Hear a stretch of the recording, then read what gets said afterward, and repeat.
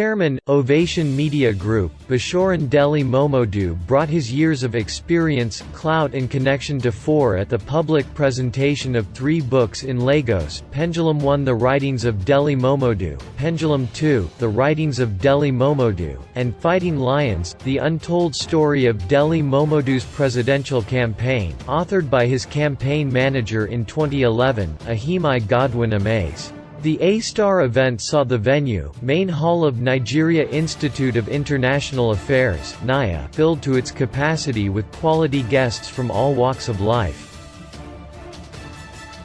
The event, which was very emotional and intellectually stimulating, began with an opening prayer by good friend of the author, Pastor Dotun Ojelabi. This set the stage for the Master of Ceremonies, top comedian, Benga Adiyinka first to invite the keynote speaker, the serving overseer of the Latter Rain Assembly, Pastor Tunda Bakare, to make his presentation. According to the straight-talking man of God, over the centuries, the phrase, "the pen is mightier than the sword," has come to define the power of the written word in statecraft. Those words have since stepped out of the pages of Edward Bulwer Lytton's The Conspiracy, a play written in 1839, to become words on marble. At the heart of this notion of the might of the pen is the idea that the course of a nation or people can be determined at the stroke of a pen. Nations can be built, and nations can be ruined, generations can be made great, and generations can be rendered wasted, civilizations can be birthed, and civilizations can be buried at the stroke of a pen. At the stroke of a pen, millions of Africans were, legally, transported across the Atlantic and Mediterranean and became the property of slave owners. At the stroke of a pen, the slave trade was abolished centuries later and emancipation was proclaimed to former slaves, thus formally criminalizing an immoral enterprise. At the stroke of a pen, the kingdoms and city-states of Africa were partitioned and transformed into the estates of European monarchs. At the stroke of a pen, cultures were dismembered, nations were balkanized, and territories were amalgamated into colonies and protectorates. Decades later, colonies and protectorates became independent states at the stroke of a pen. The likes of Dr. Nnamdi Azikiwe, Kwame Nkrumah, and Chief Obafemi Awolowo, armed with no other weapon, mobilized the Queen's language in the struggle for independence from the Queen. They fought their battles through such media as West African Pilot, Accra Evening News and The Tribune. Decades after independence, when free, fair and credible elections were annulled, and a tyrannical dictatorship held sway, the Nigerian press took up the baton and contended against the sword of oppression by deploying the armory of vocabulary. I am so glad that the labors of these pen warriors and all others who fought for the democracy we enjoy today have not been in vain after all. From now on, any time the name Bashorun Mko Abiola GCFR Grand Commander of the Order of the Federal Republic is mentioned with full honors, it is an honor first to the man who paid the supreme price to pave the way for Nigeria's democracy, and then to the heroes and heroines who stood up behind him, including those in the Fourth Estate of the realm who marshaled the written and spoken word against tyranny. Indeed, the members of the press who fought for the June 12 mandate were fighting not just for democracy but in defense of one their own, for, amongst his many endeavors, Bashorun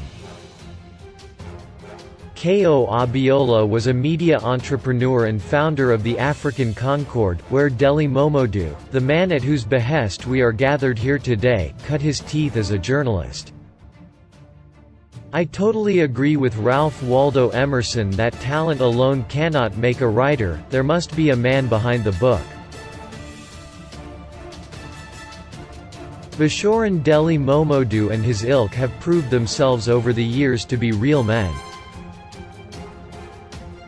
In addition, by deploying their skill against tyranny, the members of the press have aligned themselves with a biblical truth that recognizes authorship as an instrument of battle, because the same God who is militarily presented in Psalm chapter 18 verse 2 as the horn of salvation is revealed in Hebrews chapter 5 verse 9 as the author of salvation.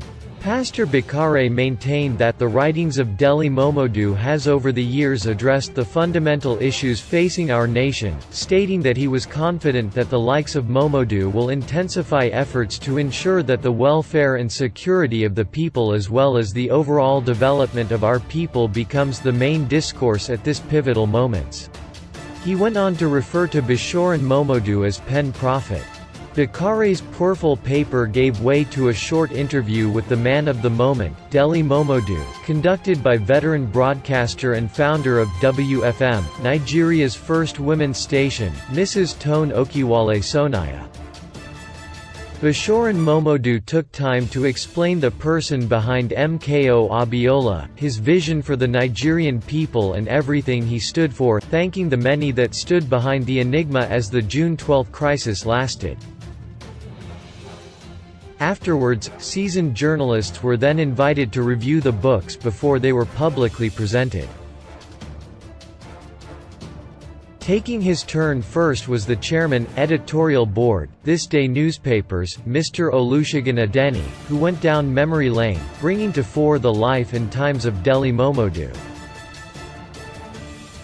He was followed by Mr. Simon Kolawole, publisher, The Cable, who reviewed the second book, Pendulum, The Writings of Dele Momodu II, while the managing director, Arise News Channel, Ms. Ijeoma Nuaagwagwu did a thorough job in the deconstructing the third book, Fighting Lions, The Untold Story of Dele Momodu's presidential campaign. Nuaagwagwu revealed the frustrations Momodu suffered while attempting to become the president of Nigeria in 2011. One painful one being the part played by his primary constituency, the media, which wrote him out of contention. The highlight of the event was the short speech presentation by the chairman of Forte Oil, Mr. Femi Otedola, where he highlighted the sure steady steps that brought Dele Momodu to his present status. The billionaire business also used this rare speaking moment to make some revelations about his encounters with the late pillar of sports. I have studied Chief Abiola's life in politics, philanthropy and most importantly building people, and his doggedness, fairness, wisdom and good heart are traits that should be emulated. He was a man for all seasons. As a young entrepreneur I had a taste of Abiola's magnanimity and kindness. I developed the idea for an Papa Awolowo memorial concert which I shared with my good friend and Papa Awolowo's grandson, Segun, who went to see Chief Abiola on our intention to have him as the chairman of the event, and despite his political difference with Pa Awolowo in his lifetime, he not only showed up but arrived with his late wife, Alhaja Simbiat Abiola, and they danced to the various artistes, especially Sir Sheena Peters. The highlight for Segun and I was the 100,000 Nigerian Nairas check he gave us at the event, a huge amount back then, and we admired it all the way to the bank. In 1991, I sold the idea to run for the governorship of Lagos State to my late father, Sir Michael Otedola, and he dismissed it, saying politics is not for Omoluabis, and he also made a reference to the travails of Chief Abiola with the NPN leading to his much publicized retirement from politics. After much persistence, I succeeded in getting him to run, and the rest is history. He also revealed how he tried to get MKO released. A sad reminder of his arrest in 1994 was the picture of him alighting from a Black Maria. Upon seeing this, I called Ibrahim Abaka, who later died in a plane crash, and requested to see him, and we met at the Southwest Ikoyi residence of Mr. Peter Igbenedian, the then MD of FAN, I told Ibrahim to tell his dad to release MKO as it was not fair for a man who has been denied his mandate to be so humiliated by being put in a Black Maria, to which our host, Peter, interjected by saying who is this, and he swiftly walked me out of his residence. I later ran into Mr. Igbenedian at Asiwaju Bola Tinubu's London residence in 2013 and he was begging for my number. How the tables have turned. He then revealed another encounter with the great MKO, after my father's victory at the polls and seeing the need to rest, the then governor of Lagos State, Brig. General Raji Risaki RTD, advised him to rest for 2 weeks and restricted visits and provided the LASG guest house by Joel Ogunike Rota Keja for the purpose. After a week there, I went to see my late father to around 7:30 am and lo and behold, I met Chief Abiola and Alhaja Simbiat waiting to see him in the living room, and when he saw me, he said, "Great man, where is your daddy?" A great man referring to me as a great man struck a chord in me. He also used the occasion to pour encomiums on Ovation publisher, Dele Momodu. The book launch proper was another exercise in professionalism as personality after personality stepped out boldly, made a short speech and launched the books. The book launch was attended by the cream of Nigerian society such as Aremo Olusegun Asoba, Pastor Tunda Bakare and wife, Alhaji Rasik Okoya, Mr. Peter Obi, former governor of Anambra State, Hajiya Bola Shagaya, Mrs. Madupe Ogantad, wife of Nigeria's High Commissioner to Great Britain, Malam Balaji Abdullahi, Mr. Fola Adiola, Mr. Jimmy Agbaje, Anger Ratimi Fasikan, Dr. Dekaku Peterside, Rev. Mother Esther Abambola Ajayi, Oba Adedokan Abalaran, Alori Ladun Sijuwad, Senator Musiliu Obanikoro, Chief Deo Adonai, representative of Ogun State Governor, Hun. Kahinde Bombeden, representative of Lagos State Governor, Mr. Andrew Okalik and Arins Anapugars, representatives of Globacom Chairman, Dr. Mike Adenuga JNR. Sir Tony Chijina, representative of Alhaji Aliko Dangote, Mr. Adou Ajanaku, Habib Aruna, Pastor Doten Ojelabi, Mrs. Betty Irabor, Dr. Kayade and wife, Ngozi, Am, Toy Okanlawan, Prince Damola Adarimi, Richard Mof Demiho, Siji Ogundel, Sujimoto, Princess Toyin Kolade, Mrs.